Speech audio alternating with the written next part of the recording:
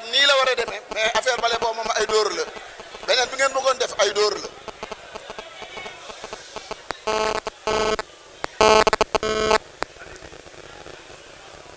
Monsieur le Président, Monsieur le Président, Messieurs les ministres, honorables députés, assalamu alaikum une énième fois.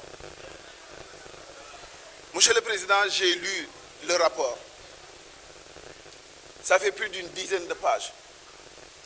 Li ci concerné Khalifa Sall, 6 lignes. Li ma bëgg rek ku nekk su ñun mu delloo ci xelam ñu àndandoo ñu réfléchir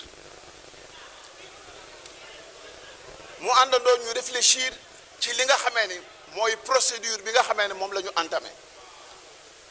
Je voudrais, Monsieur le Président, avec votre autorisation, faire une petite rétrospective.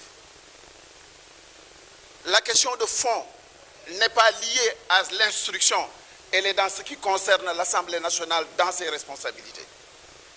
Je rappelle, honorables députés, que lorsque nous avions commencé notre 13e législature, une première violation des droits du député Khalifa Ababacar Sall a été observée ici.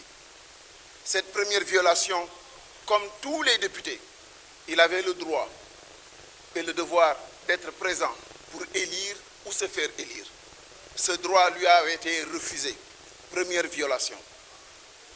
Lorsqu'il s'est agi de mettre en place la commission ad hoc, les honorables députés de l'opposition qui étaient dans cette commission et nous tous qui étions dans la commission des lois, nous avons eu à rappeler pour mémoire et pour tous les Sénégalais que premièrement la convocation n'était pas conforme.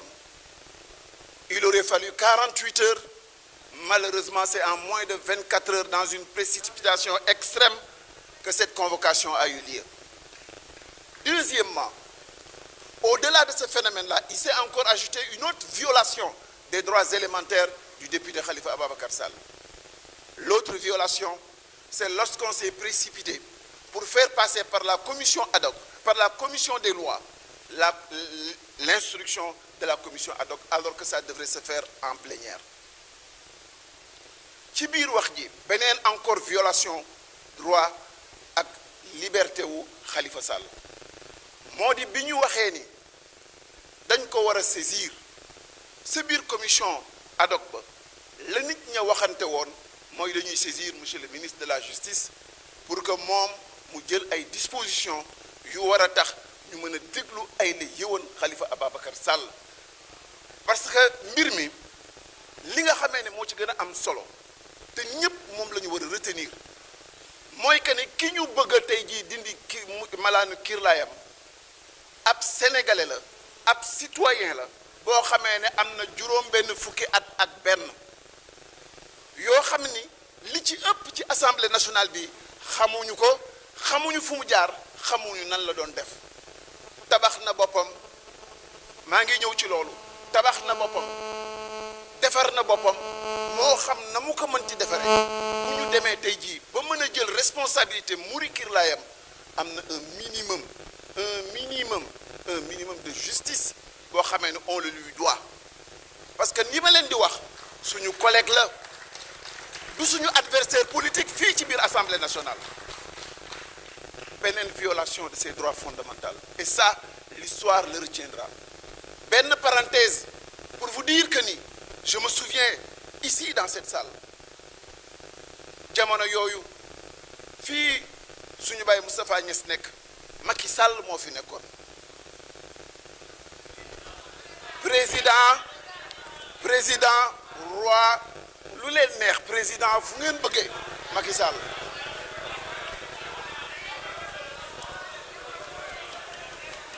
ci place bii sama baay Moustapha Niass toog son excellence monsieur le président de la république Macky Sall moo fi toogoon comme président de l'Assemblée nationale jamono yooyu moo ma woo ci bureau ni ma Cheikh Bamba lii ñu may wax defuma ko tuumaal bii ñu may defal nekkuma ci ma ne ko soxlawul nga may woo le seul sentiment de savoir que tu es dans la vérité yaa am dëgg doy na ma man pour man jàppale la taxawal la loolu laa taxawe woon fii. Et c'est dans cet même esprit de liberté, dans cet même esprit de liberté,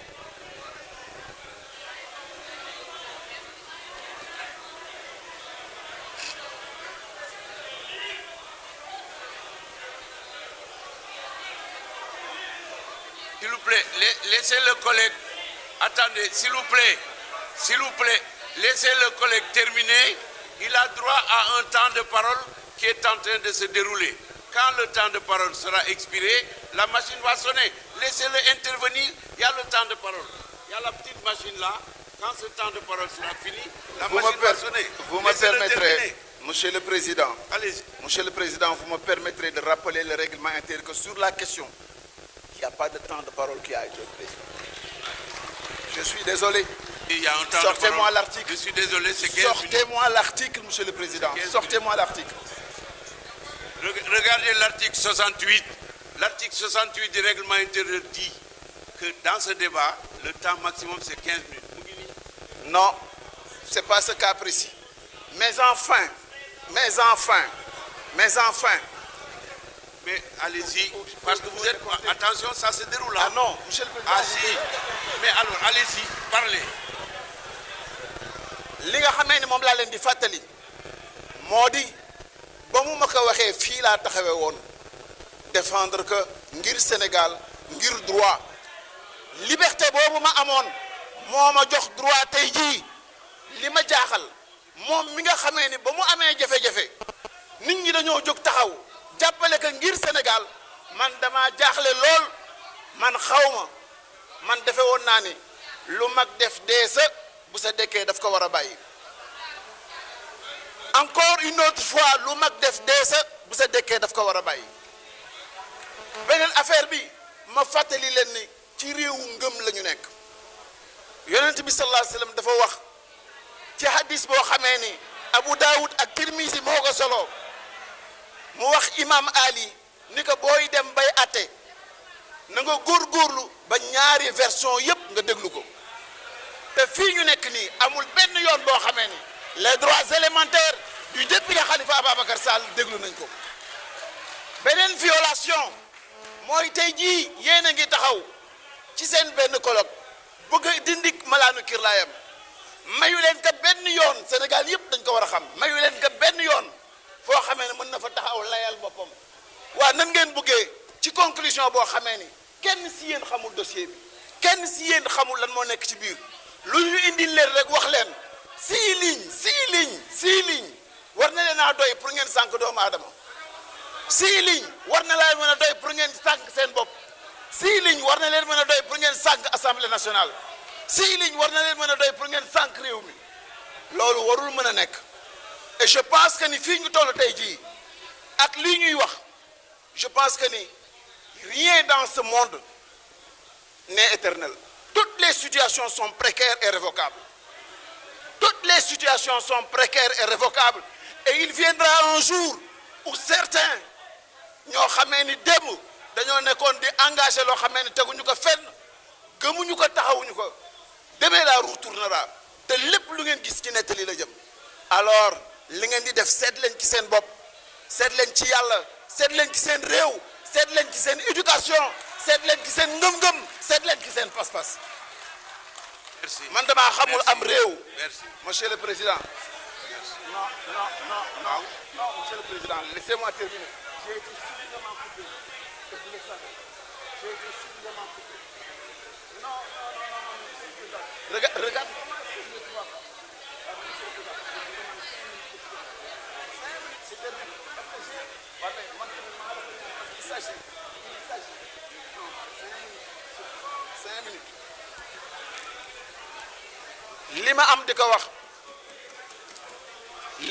di ko wax moo di képp kenn koo xamee ne da nga nekk ci Sénégal war nga xam ne république la ñu wax war nga xamee ni ab kilifa wala simple surga waruñu ko mën a accepter cim réew ñu bëgg koo atte rey ko rendi ko te am du ni baat bi jóg sa kaw loolu warul mën a nekk l'Assemblée nationale ne doit pas servir de faire valoir lan moo tax procureur bi waxoon ne amul immunité parlementaire toog ba mu neex ko wëlbatiku ne am na immunité parlementaire bëgg leen instrumentaliser yéen ngeen ànd ak moom nammal ka paaka bu muy rendi seen nawle. Je pense que ni loolu du assemblée nationale amul benn assemblée ci àddina boo xamee ne noonu la nit ñi di doxee et ça c'est pas acceptable, c'est pas honorable. À vaincre dans le déshonneur, on triomphe malheureusement dans les bas-fonds de ce qui est le déni de loi et le déni de justice.